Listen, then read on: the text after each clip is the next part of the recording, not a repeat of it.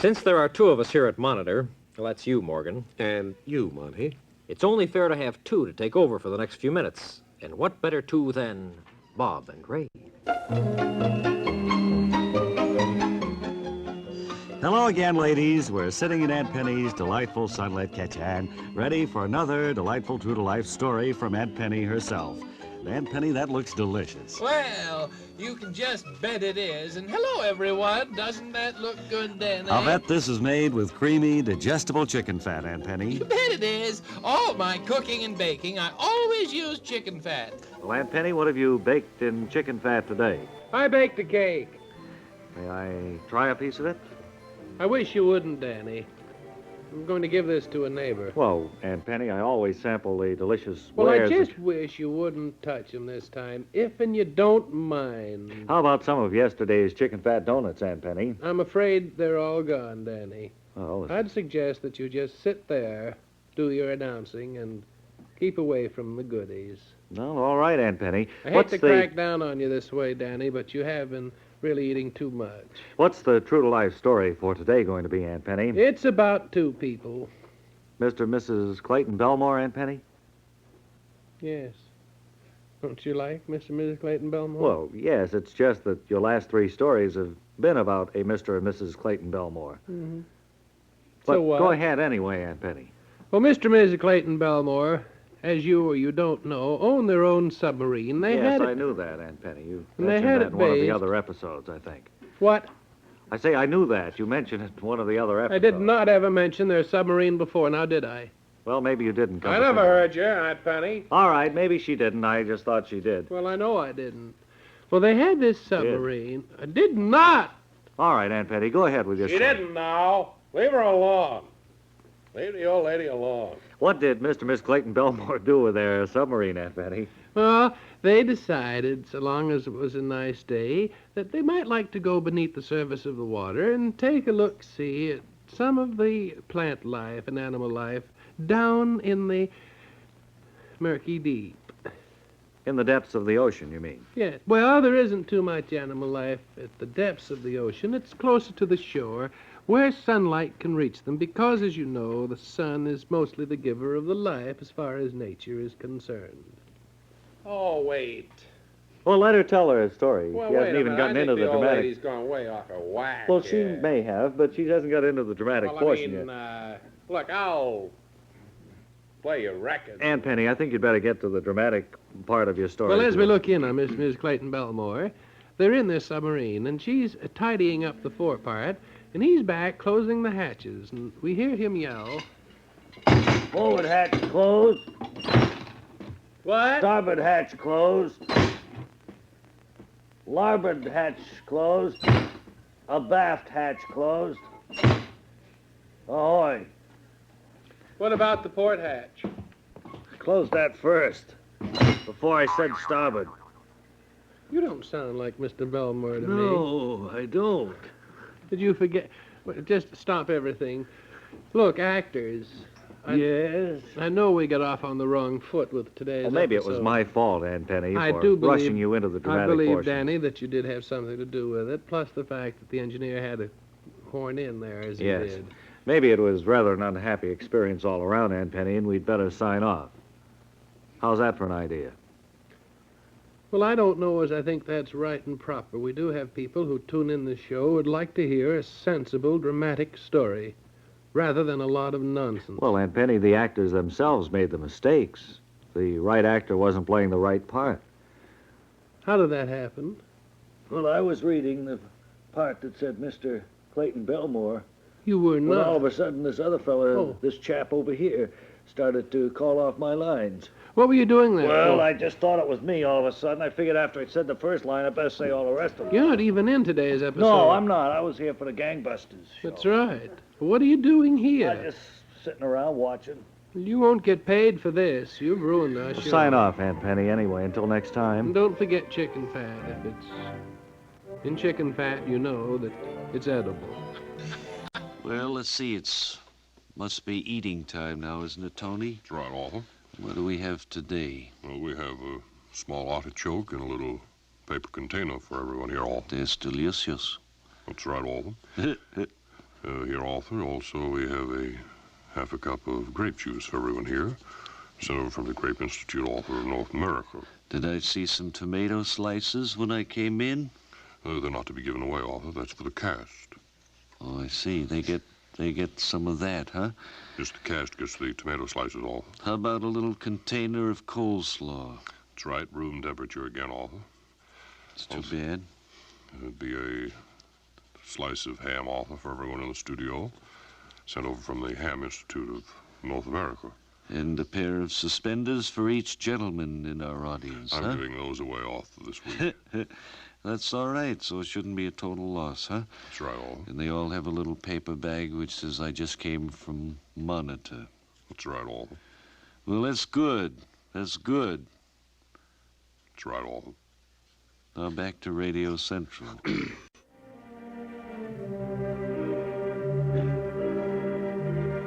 Matt Neffer and his friend Todd were driving away from Matt's house when we last left them, or rather watching Matt's car drive away from his house, not knowing who was behind the wheel. Now as they make their way back up the gravel walk, they reach the rather broken down front steps, climb them two at a time, then cross the porch to the front door. We hear Matt say, I wonder who could be driving my car, Todd. someone, that's pretty sure, Matt. The keys to the door here. Look, there's a note in your mailbox. Let's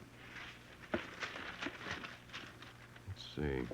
It isn't another one of those threatening notes, is it, Matt? No, it just closes a sample here. Says I'll never go back to soap after I try this. Looks good. Smells good, too. Feel it. It's very creamy. I've smelled that aroma somewhere before. So have I, Todd. Are you thinking the same thing I am? Yes. I am, Todd. How do you know, Matt? Well, I don't know. What were you thinking? No, you tell me first. Wait a minute, Todd. I don't want to start an argument now, but... I'm not arguing, Matt. I simply said, tell me what you were thinking. Tell me whether you're thinking the same thing I am, and whether we both are remembering where we smelled that aroma the first time. Out here under the peach tree. Oh, yes.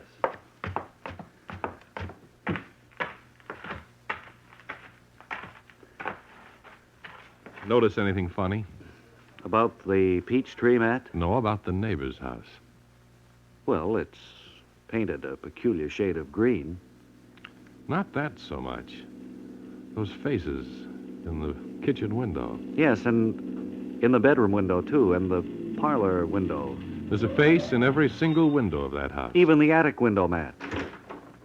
They're all looking at you.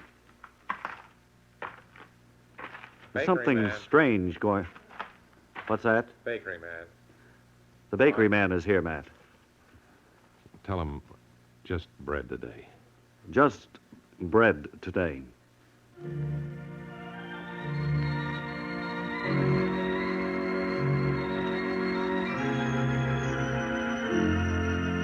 And so the mystery deepens. And the complex difficulties which face Matt I got some nice bread donuts. seem to be becoming worse. Cupcakes. Will Matt buy anything more than just a loaf of bread? Brown and burn rolls. Will he buy cupcakes, bread donuts, brown and serve rolls? Brown and burn rolls. Brown and burn rolls? Will he buy any quick frozen pies? I don't have any. Be sure and join us next time when we'll hear the bakery man say, Well, I have some raisin cake.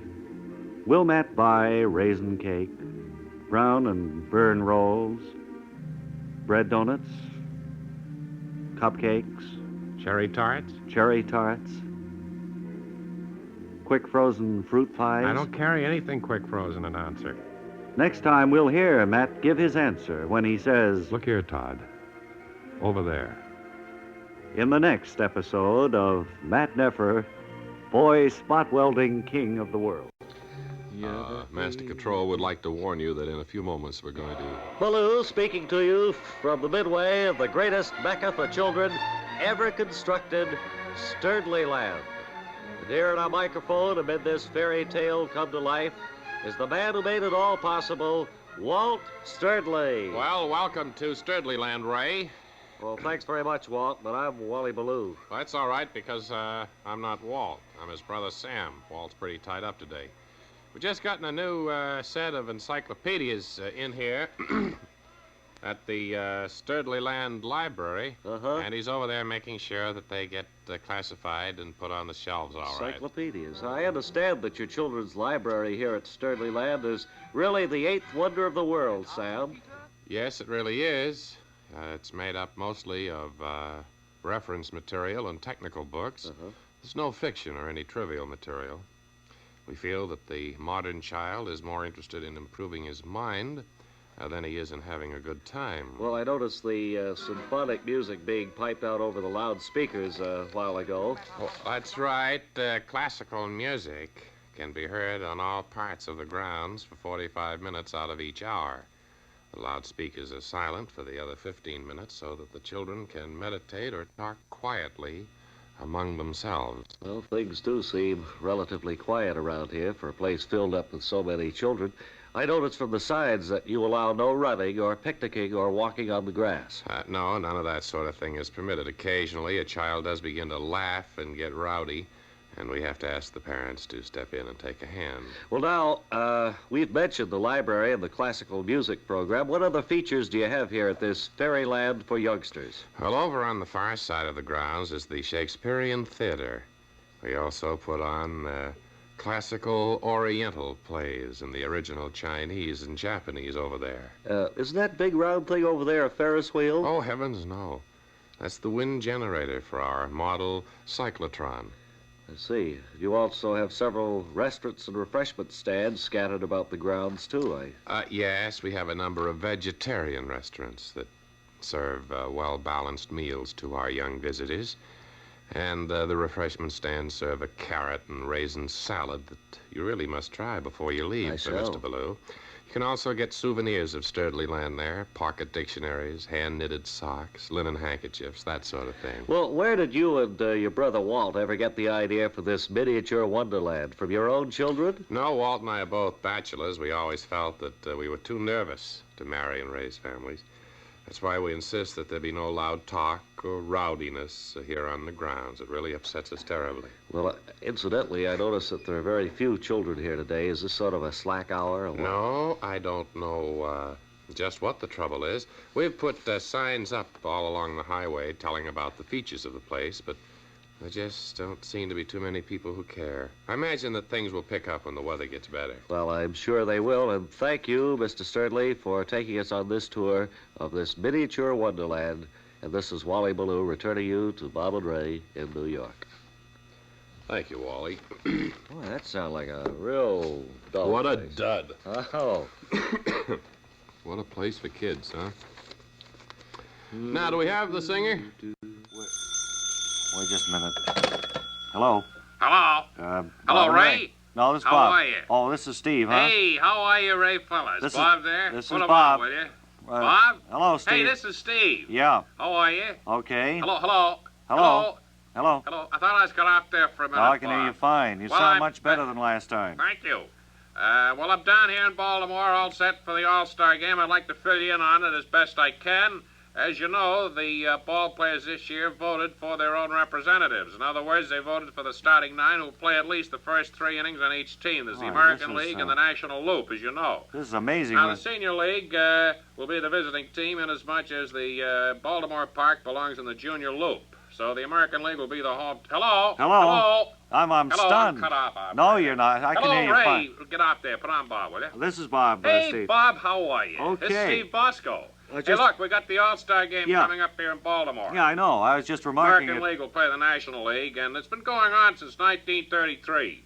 And this would appear to be one of the most exciting of them all. Well, you Bob, I certainly need are- money and a lot Oh. of it, and there's no baloney. I was hoping we were going to skip that part of it this time. You were giving us some pretty good information Hello, there operator. for a change. Operator, I haven't cut off. First time in many months Come we on, were operator, beginning to let's get go, huh? something that It's important. sounded like a sportscast. Hello? And that's what we've been Hello? paying you for, of course. Operator, I've been cut off. Hello, here. Steve.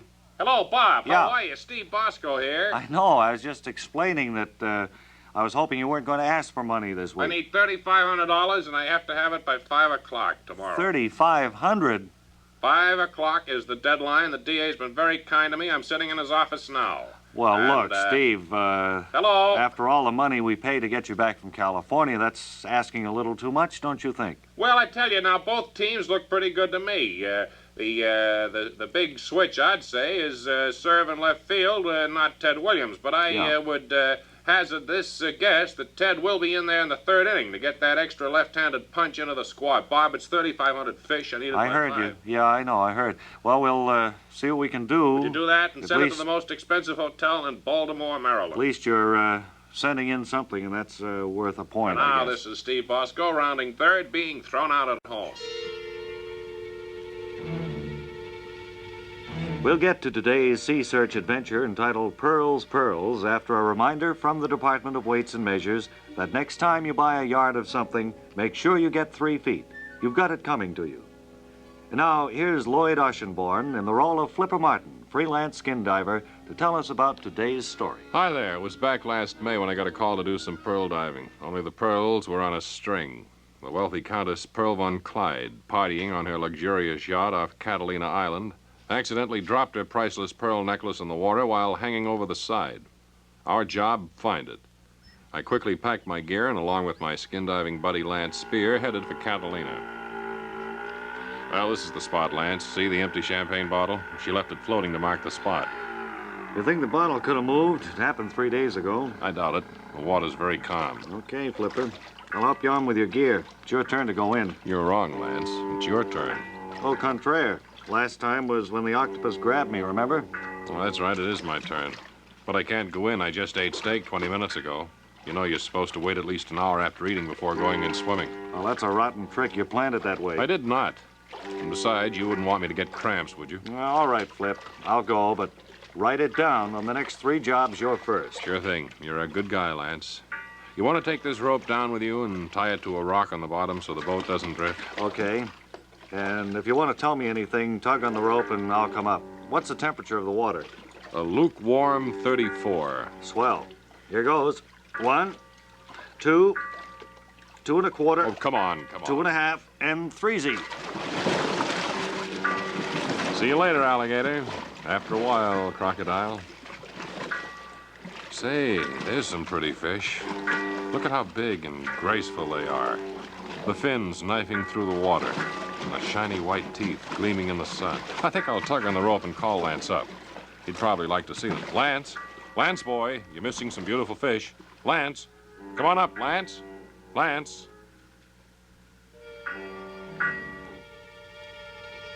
Lance was attacked by a school of vicious sharks. Luckily, Countess Van Clyde's yacht arrived in the nick of time and frightened them away. The Countess told us to abandon our search for her pearls, as she had found them at home, where, ironically, they were the whole time. Now here's our announcer with a word about next week's story. Next week's Sea Search will be an exciting story entitled The Case of the Leaky Aqualung, and will again be brought to you by the Department of Weights and Measures. Tune in then when you'll hear Flipper Martin say, "And hurry up with the steak, waiter. I've got to dive in 10 minutes. We have a group of ladies and gentlemen, too, here. Let's see, there's 3 women and 2 gentlemen who are the members of the Giraffe Collectors Club here at this meeting and convention this week. Who's the spokesman over there? Well, I am. Oh, the Me lady. too. Oh, both of you are spokesmen? Well, I'd like to speak with just one of you and find out a little about Well, your I'll club. speak. Better let me. You haven't shut up since we came to New York. Well, that's... All right. no Are you way to married? talk. Is this your wife, sir? No, it isn't. Talking to you? No, she's just a giraffe collector. Well, you are all collectors of giraffes. No, as I understand it. collect giraffe pictures. She Oh. collects giraffe statuary. Uh-huh. And everybody else has a different type of giraffe interest? That's right. Uh, None of them collect live giraffes because there's no place to keep them in I the suppose average so. American home. well, I thought maybe you had something to do with the circus, well, as long as it's in town, but I guess then it's just a hobby that you all... Giraffe is one of the nicest animals that is on this earth. I've heard that they're very... Kind. They're very good with children. Yes, and they don't utter any sound. I've heard that, too. No, but that's a fallacy. Oh, it is a false. They can make themselves known. It's a very high-pitched squeal. Have you brought some of your giraffe pictures with you that Yes, we I can have. look at? Here's one here. It's funny, looking over 20 or 30 pictures here, they all look pretty much the This same. is a picture here. You, Bob? Yes. Bob, this is a picture here of a male giraffe. And this one here, this giraffe has a bent neck. Is there anything wrong with him, or what's he doing there? Well, that's a picture that is drawn, I assume, from real life. And I think probably he had an injured neck sometime along the way. I would say that would be a pretty serious thing to happen to a giraffe. Is the neck of a giraffe in any way a protective mechanism, so to speak? Does it have any? Does it give the giraffe any protection? This long neck, in the way that claws would give a tiger protection. In other words, does the long neck of the giraffe provide any particular advantage in the way of protecting? In other words, having a long neck, as a giraffe does, is he able to protect himself? What? Let's go along to something else. Is there anyone here who collects stuffed giraffes among your group? Well, I do collect some stuffed giraffes. Not too many. They're hard to get. Mostly they're like toys. I've never seen a giraffe head over a mantelpiece, for instance. I think you'd lose a lot of the effectiveness of the long you'd neck. lose a lot of the light, because it'd be so long. Well, of course, you couldn't have would it darken from the your room. shoulders up if you had a stuffed giraffe from the shoulders, as you would stuff a lion's head or a tiger's head. That's right. It would be too long. It would hang clear across the average size living room, It would. which is what, 20 by 18, or Well, maybe in some 23 by cases, 14. it could be 14 by 10 in a small In a small apartment. apartment, then you'd have to keep a window open, let it stick its head out. That's right, if you had it there. Head on the wall. Where are you from, man? Hmm? Where are you from? Oh, I'm from down in Delaware, small little town. Uh-huh. Ives Falls. Are you the only giraffe devotee down there? I believe so. I've never heard of anyone else talking about giraffes as much as I do. I talk about them a lot. Do you give lectures and things like that? When I'm invited to. Have you ever talked on the radio about giraffes before? Yes, on our local station. I have a giraffe program Friday nights, 7:30. Oh, really? Could you give us a little sample of what you do on the show? Or? Well, I talk about the giraffe lore, where they're from, what they do. Well, what they once eat. you've covered, though, you could cover all that in one broadcast. What have you done on the succeeding? Then I answer letters. I have an answer period, last 10 minutes. It's a 15-minute program, and I play 2 marches. Mm-hmm. And you answer letters from people who have questions about giraffes and... That's right. Mostly they're from youngsters who are very interested in them. like that. And some crazy older people. Uh-huh. You're going to stay in New York, I presume, overnight, and then head back to Delaware, are you, ma'am? Through Friday of this week. I see. Where can they see you if... Where could the people, they could see me at Rockefeller Plaza. Uh-huh. How about you, sir? Where could I'll people be see up. you? People can see me up there, too. Mm-hmm. Because we'll be hanging around there a lot. And the rest, any particular place, or just around the whole... Just around the whole place there, where the flags are. Mm-hmm. Then if it rains, we'll go under the awning. Have they stopped the skating up there yet? I haven't been by for... I didn't know they skated up They there. skate there in the wintertime and quite well into the spring. Is that so? Uh-huh. What do they do that for? Well, it's just fun. It's... Well, I Yeah. think it's for about $1.50 an Well, I hour. don't know what it does cost something. I don't think that's Oh, the I point see, he was yeah. trying to make. He meant, why do they skate? How long have you been wearing your hat that way? I don't have a hat on, sir. Oh. It's my regular hair. I think maybe my toupee is on backwards. Maybe that's what gives the effect of something wrong. Well, let's see. The next subject is Gonna weather. talk to us, the giraffe folks, or should we go now? I don't think we have time to talk to you right now, unless you have anything more to add about giraffes. No, I can't think of anything else to talk about. Any questions from the audience about giraffes? As long as the experts are here, they might be able to answer. One gentleman said, actually, their necks are shorter than other animals. Do you care to comment on that, anybody? Well, let me answer that. All right. I don't know. All right. Does anybody know anybody here know that answer? Well, I I've presume heard this that. gentleman thinks I've it's a heard them- fallacy that the neck is longer. They just... I've heard people say that about giraffes, but I think if you just looked at one, you'd know that it's longer than any other animal's neck. Maybe their vocal cords aren't as long, but I think their necks certainly are. They have no vocal cords, ma'am. Oh, now don't give me that. They have no vocal cords, from what I've read and seen in magazines and talked to giraffe experts. That is the reason they don't make any noise. Well, could be. Mm-hmm. I haven't listened, though. Or, I mean, I haven't paid any attention. Sure. Well, I hope you have a wonderful time while you're here in New York and take in some interesting shows. Do you know where we get a good cheese blintz? I think probably over in Times Square. You can right downstairs. Okay. Well, thanks again. It's been good talking to you, Mr. Elliott. Elliott. Wonderful talking with all of you. Now, here's a look at some music.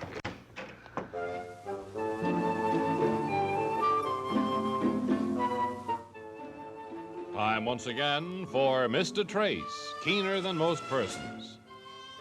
As we find Mr. Trace today, he's in his office talking with his trusted assistant, Spike, about a new clue in the case he calls the poisoned donut case. Spike, come here. Do you remember the call we received several weeks ago from that lunch cart down on the corner? Saints preserve us, boss. You don't mean that Yes. you've got a clue there, boss? Yes, a new clue, Spike. Let's get over there right away. Saints preserve us, boss. You want to drive over? Or should we go in a cab, boss? Well, let's take a cab. It'll be quicker, Spike. Saints preserve us. Come All on, right, boss. down to the street. Close the door tight, boss. We don't want anybody fooling around with your papers in there, boss. I will, Spike. Oh, cab. Taxi. Yes, sir. Hop in. Take Where us. Stop. Take okay, us. now hop in. Oh, all right. Take us to the luncheonette on the corner. What corner? Corner of Spruce and Main, driver, and make it fast. Okay. I think this time, Spike, we've really stumbled on something. What is the clue, boss? Or don't you want to talk so the cab driver will be hearing what you're saying, boss? The clue, Spike, is this package which came in the mail this morning and which contains a poisoned jelly donut. Saints preserve us, boss. You see the name on the package, Spike? It's the name of the luncheonette we're going to. You're right, boss. Saints preserve us. I think this'll do it. Is this the one you mean up in this corner? That's right, driver. Pull right up there. Pay the man, Spike. Saints preserve us, boss. Well, all right, boss. I'll go along inside. Maybe I can start deducing things. How much is it, driver? Before you get here. It's a buck. Here you are. There's $1. Thanks, pal. All right, boss. Let's go inside here. Quiet now, Spike. We don't want to arouse any suspicions. Well, there's no one in here except the... Spike, you're always stepping into peach baskets. Why is that? Saints preserve us, boss. It's just my luck. Hey, wait a minute. You people what I trace over there? Yes, I treated that the moment I looked at the place. These people are lost. Well, I don't know about that, but I lost this much. We'll preach before we trace around here, Pooper. I chapel that, Spike. Now, let's sit down and not cause any alarm. All right, boss. We'll simply order a jelly donut, see what happens. Would you like a menu, or are you people traced now? No, we're peopled, and we've decided to treat a jelly donut. Do you want that peopled or untraced, or do you want any coffee with it, or pooper? Any way you want to lost it. Saints preserve us, I don't like the look in her trace, Pete. No, she looks suspicious, Spike. Wait until she brings the jellied people. Thank you, There you man. are. Will you eat it in good trace?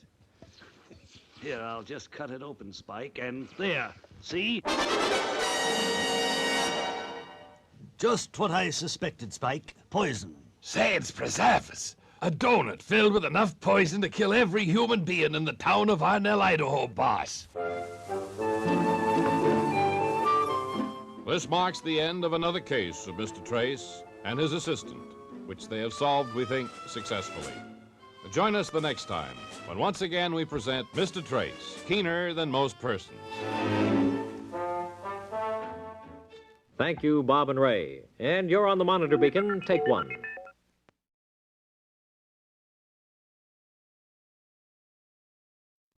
Morgan, I have the feeling that you have something to tell us. Yes. Here's Bob and Ray, brought to you by A&M Karagujan, makers of the famous Garden of Roses Gulistan carpets. Jack Headstrong. Jack Headstrong. Jack Headstrong. Jack Headstrong. Jack Headstrong. Jack Headstrong. All American American.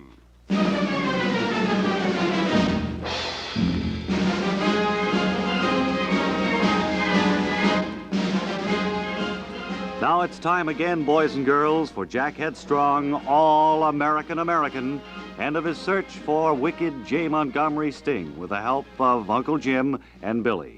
J. Montgomery Sting has kidnapped Betty, and at the airfield in Hudson, Jack is talking with Uncle Jim. Over here, Uncle Jim. Hi, Jack. There's only one thing for us to do now is to get into the airplane and take off. Jack, I warmed up Quiet, Billy. There is Quiet, no Billy. time. Quiet, Uncle Jim. There's no time for that now. You're going to chase Montgomery Sting, Just a Jack? moment, Uncle Jim. There's no time for that talk now. Okay, Jack. Quiet, Billy. There is no time for that. But, Jack. Quiet, Billy. Uncle Jim? Right, Jack. Let's turn her over. Well, Billy's warmed it up, Jack. He was just trying to... Quiet, tell you Uncle Jim. Let's climb aboard. Jack, you got to take the controls. Quiet, Billy. I think he is, Billy. He's sitting down in the pilot's chair. I'm taxiing down the runway now, so quiet, everybody. Strap yourself in, Billy.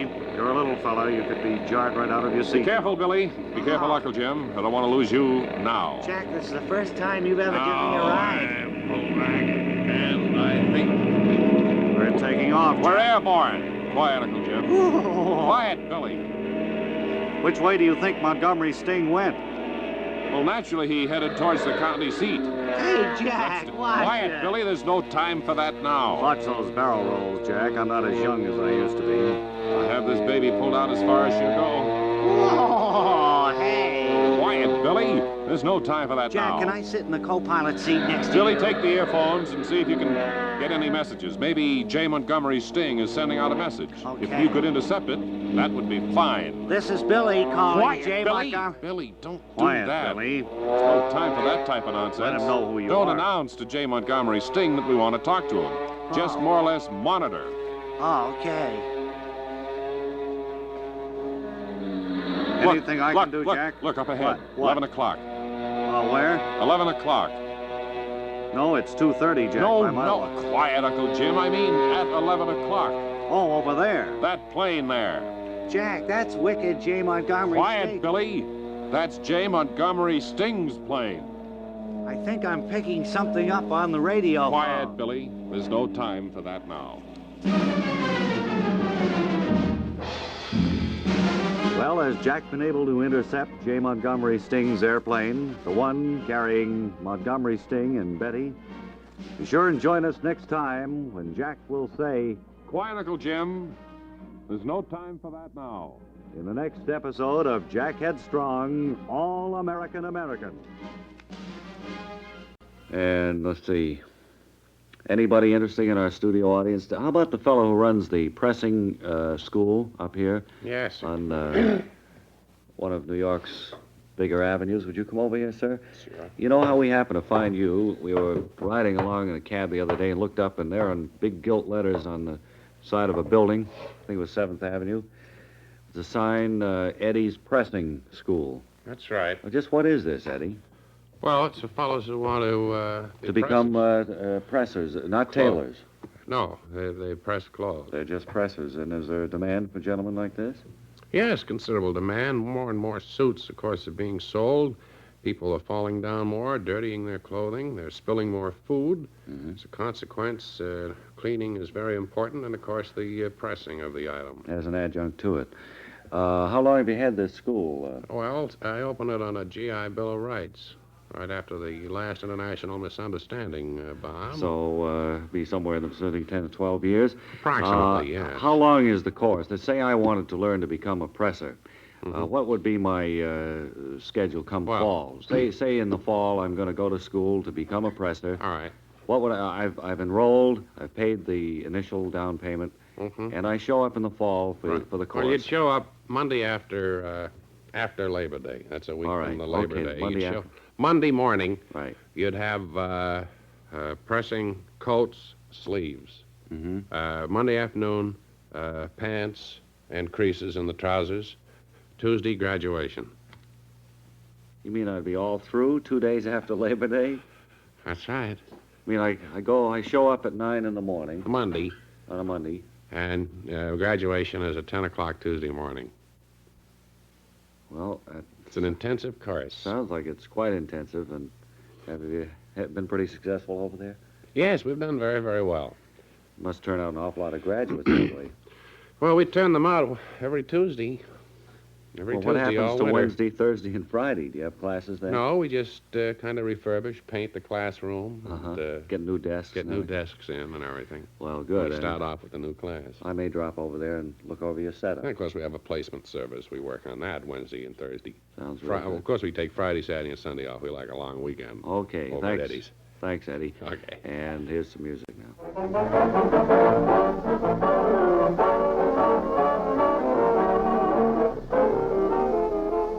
Once again, from Radio City, Bob and Ray take national in presenting the Pleasure Broadcasting Company. A special political broadcast originally scheduled to replace the program originally canceled for this time has been canceled, so that we may present the program originally scheduled starring Bob Elliott and Ray Goulding. There will be songs in a variety of keys and tempos by bewitching Nancy Evans and dynamic George Sawtell. There'll be music by Alvy West and his musical orchestra. And there'll be a continual stream of interruptions by Mary Magoon, Weberly Webster, Arthur Sturdley, Tex, Harvey Fluman, Peter Gorey, Steve Bosco, and all the other widely varied voices of Bob and Ray. So beat a path to the door now that will lead you inside Bob and Ray.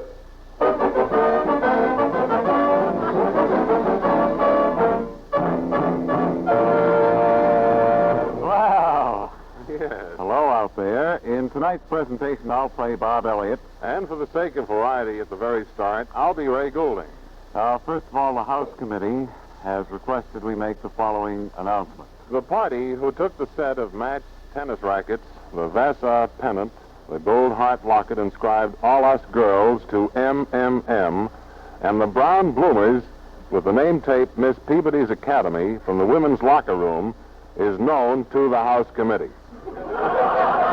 Please return at once and avoid trouble. Okay, now that that business is out of the way, I think we'd better get to the first commercial for the night. Attention, young men. Are you still unsettled, going from one job to the other with no security for the future? To be successful, you must have a career. You must have a trade. Enroll now in the Bob and Ray Counterfeiting School. Learn how it feels to make real money. Now, this school is not licensed by New York State or any other state. It's privately financed by funds printed on its own presses from its own plates. Here at last is a school that's different. No report cards to show Mother and Dad. Just a great big roll to flash before their eyes. At the Bob and Ray Counterfeiting School, you'll meet other ambitious young men like yourself who are forging new careers. You will be given 30 days to complete the course. Then you can take postgraduate work in swindling, safe-cracking, larceny, petty and grand, pickpocketing, and stool pigeon technique, for which you may be given 30 years. Now, upon enrolling, you'll be put into the $10, $20, $50, or $100 bill class, depending on your aptitude. If you're lucky enough to have served time, you'll be made an honor student and the class monitor. We took our tape and our tape recorder into a typical class to give you an idea what a classroom session sounds like. So let's turn it on now and listen to it. Hey, Slug. Hey, Slug. Yeah? You see me new yo-yo? Yo-yo, no wonder they call you Babyface. No, this is a special yo-yo. There's a 22 slug hidden inside, and when you roll it down to the end of the string, bang. It's for pulling jobs in toy stores. Cheese it, Babyface. Here comes a teacher. Look out. Good evening, class. Good evening, teacher. Now, first of all, let me see your homework. Did you do your sketch, Slug? I sure did, teacher. Here it is, a picture of Lincoln on a $10 bill. You stupid fool. Lincoln is on the $5 bill. For that, you'll stay after class and write 100 times E pluribus unum. Oh, gee whiz, after all that work, I ought to say that... Well, I'm going to break my that's hand. a typical moment from a typical class in the Bob and Ray Counterfeiting School. Notice the personal interest taken by the professor in the student's work. At the school, you will often hear guest lectures by important people. And the commencement exercises are always led off by someone important and someone prominent.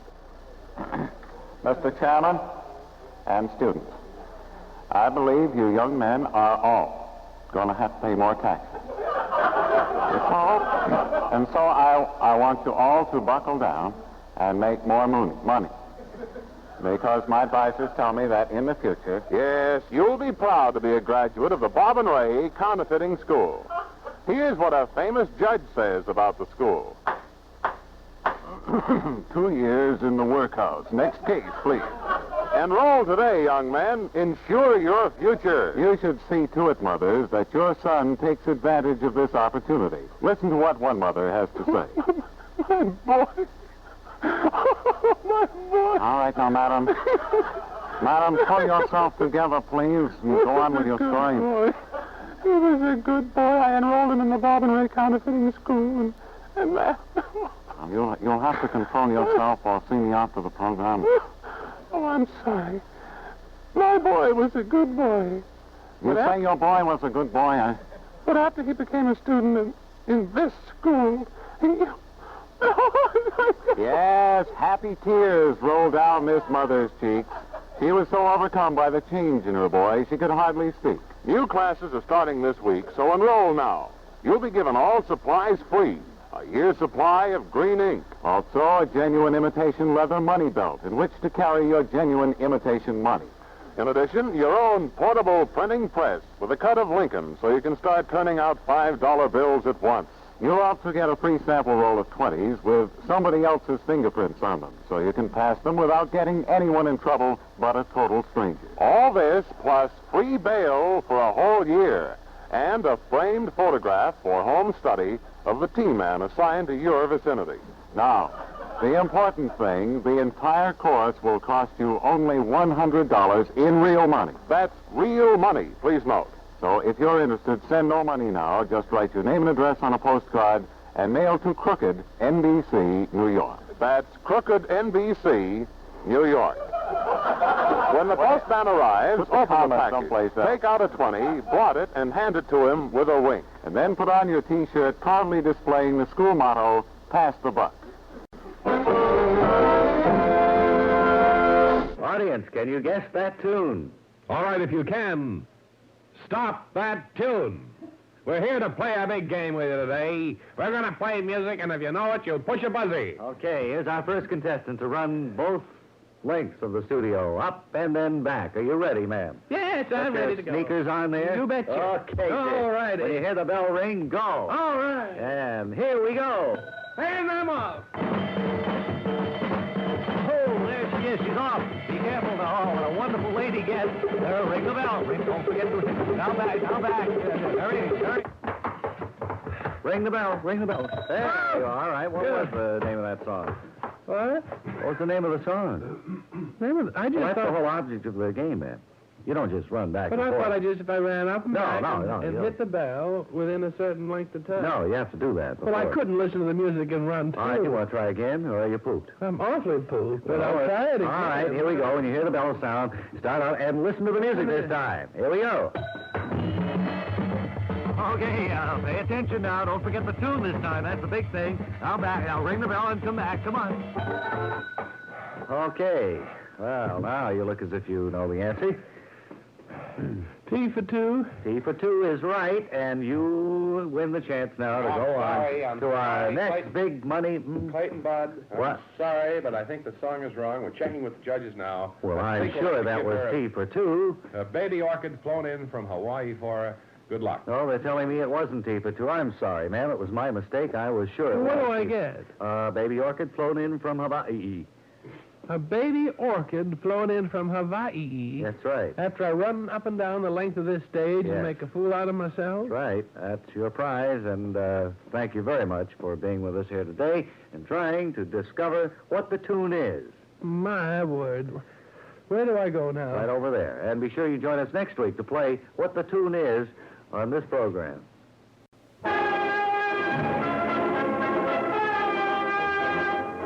Your sanitation department in action. My name is Reginald Daddlepoop, Jr. My job, keep the city clean. Keep the city streets clean. Each day, my partner and I pick up garbage and trash that people throw out.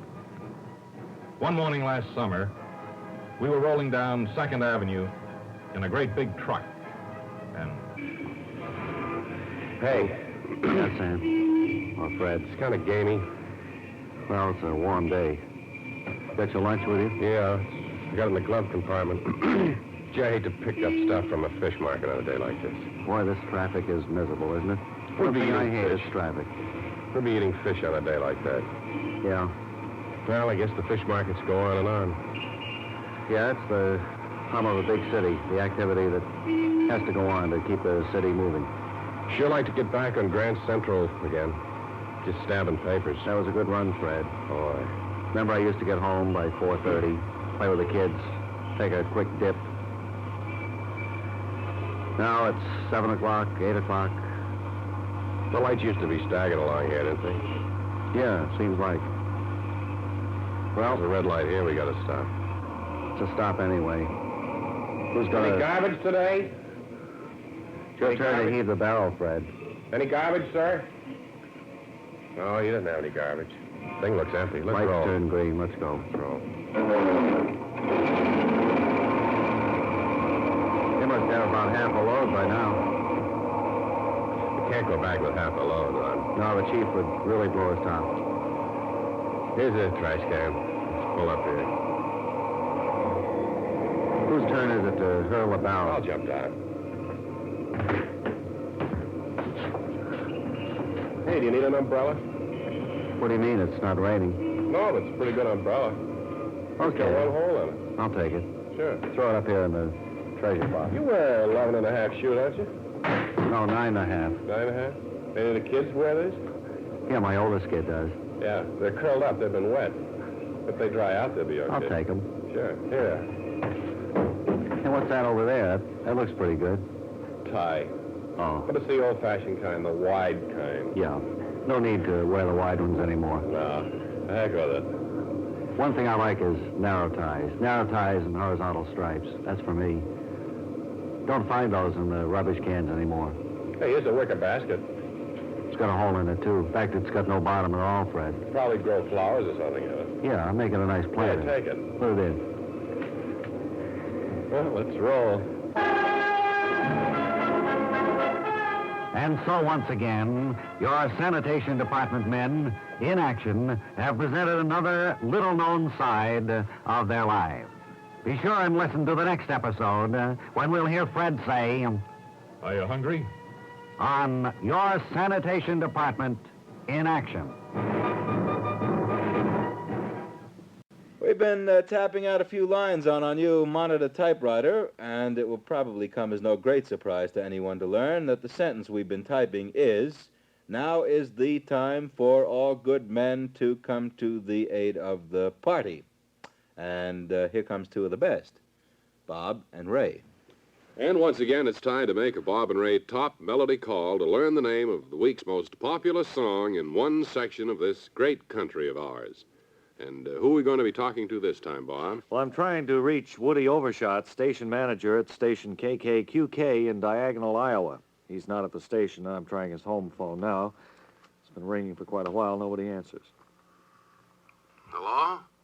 Hello. Is this Woody Overshot, station KKQK, way out there in Diagonal, Iowa? Huh? I said, is this Woody Overshot? What number are you calling? Oh, let's see. I'm calling 31257. That's my number. I guess it's me, all right. You sound as if we woke you up, Woody. Huh? Woody? What? I say you sound as if we woke you up. Well, yeah, I got an all-night show now. I sleep daytimes. Well, I'm sorry we disturbed you. This is a Bob and Ray top melody call from New York, and all we want to know is the name of the week's most popular song way out there in the Hawkeye State. I'm just having some crackers and cheese here. You want some?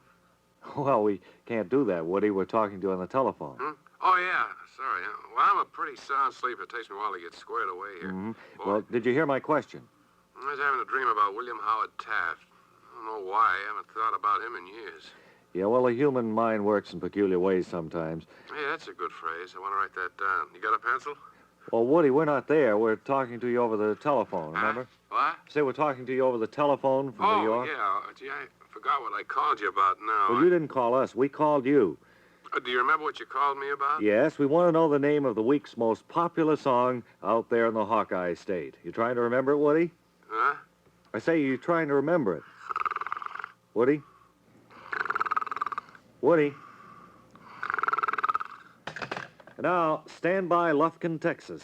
We'll be calling you next to find out the name of the week's most popular song way out there in the Lone Star State. Here once again is a continuation on the air of the story based on a 1951 Late Late Show. Matt Neffer, boy spot welding king of the world. Today it's mid-afternoon at Matt's house. He and Todd are just sipping some refreshing lemonade as we hear. Todd? Yes, Matt? Don't mean to throw a cloud on this otherwise happy occasion, but... Oh, what do you mean? I've been seeing spots before my eyes.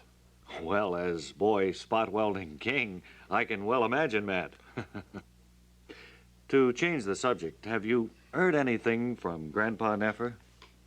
Have you heard whether or not he's coming back to Midvale? Whether you'll be visited by your grandfather? Todd? Yes. I'm up here in the attic, and it's hot as blazes. I'll be right up, Matt. Of all the places to come on a day like today. The sun certainly beats down on that old roof.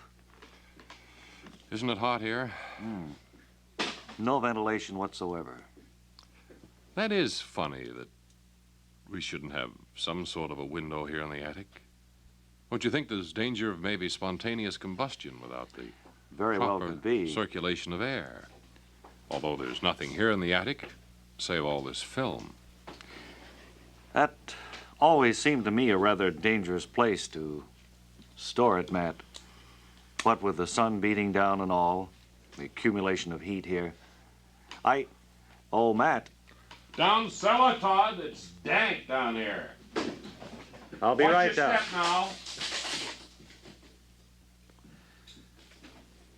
Oh, it is a great deal cooler here. All the difference in the world between the cellar and the attic.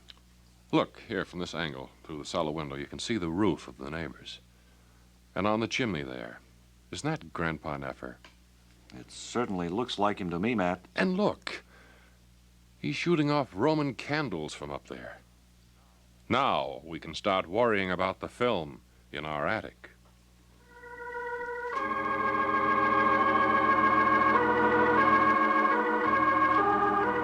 Worry indeed for Matt lies ahead.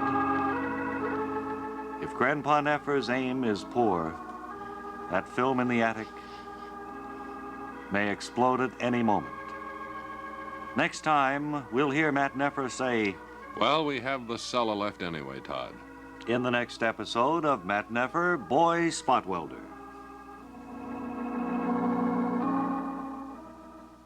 The Hasselberger Veal Cutlet Theater. Invite you to answer the question, do I have mechanical ability? Without realizing it, friends, you may have the natural talent to work profitably as a carpenter, a bricklayer, or a glazier. It's even possible that you have the ability buried deep within you to become a mechanical engineer or even a mad scientist. Now, naturally, you don't want to invest a lot of money in an education until you know for sure whether you have a knack for mechanical things. And so the Bob and Ray Psychological Laboratories have developed a simple 10-question test to help you determine whether you have mechanical ability. All you need to do is jot down a simple yes or no answer to the 10 questions that make up our test. Okay, now get the paper and pencils ready. Are you all set? Here we go. 1. When you see water faucets labeled hot and cold, do you have any idea what the lettering refers to? 2. Are you able to distinguish between the ring of an alarm clock and a telephone? 3. Do you always burn your mouth when you eat pizza? 4. Are you firmly convinced that the Grand Canyon doesn't really exist? And do you think that people who claim they've been there are lying? 5. Does a calendar appear to you to be just a patchwork of meaningless numbers? 6. Do you forget to set your clock ahead for daylight time, with the result that you arrive at work an hour late all summer? 7. Do you wonder whatever became of Melvin Purvis? 8. Are you able to tell the members of different Indian tribes apart? 9. Does it look to you like all of the 1957 cars are backing up when they're really going forward? And 10, if you were left alone in a room with nothing but a bucket of cold string beans, would you starve rather than eat them?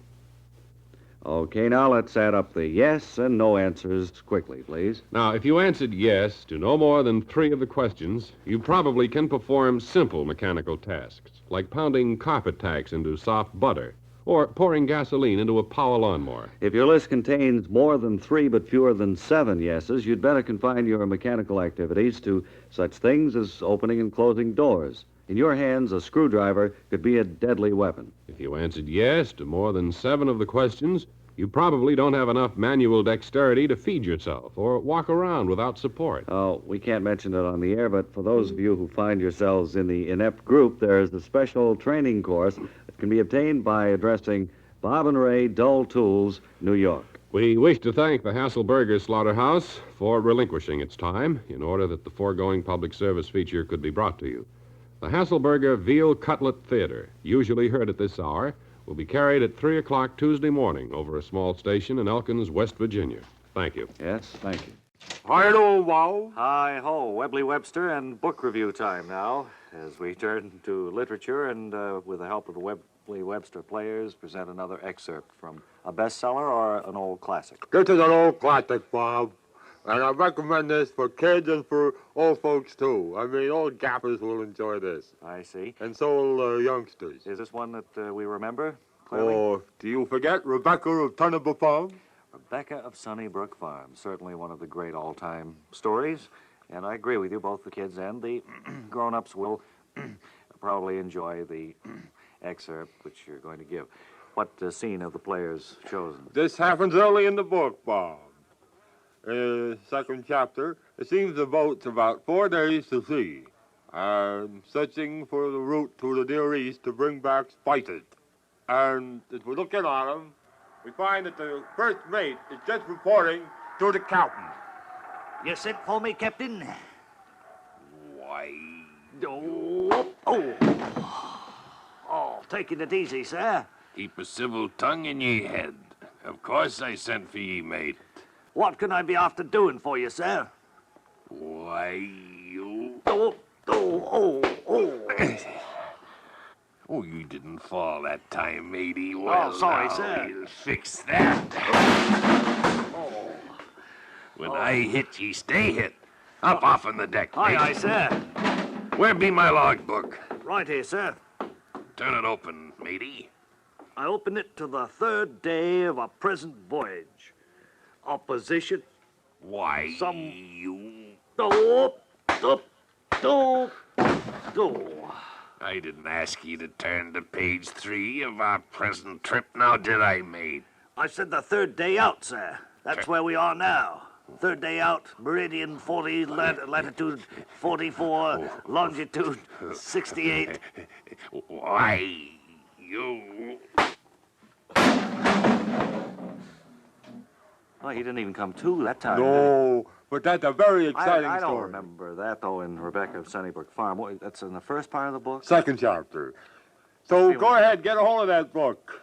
You probably find it rather difficult to get a hold of in some of the stores, but they'll get it for you. Okay. Rebecca of Sunnybrook Farm. It's a good book. A good report, a good review, then, for Rebecca of Sunnybrook Farm, as it is approved by Webley Webster, Bob and Ray literary staff.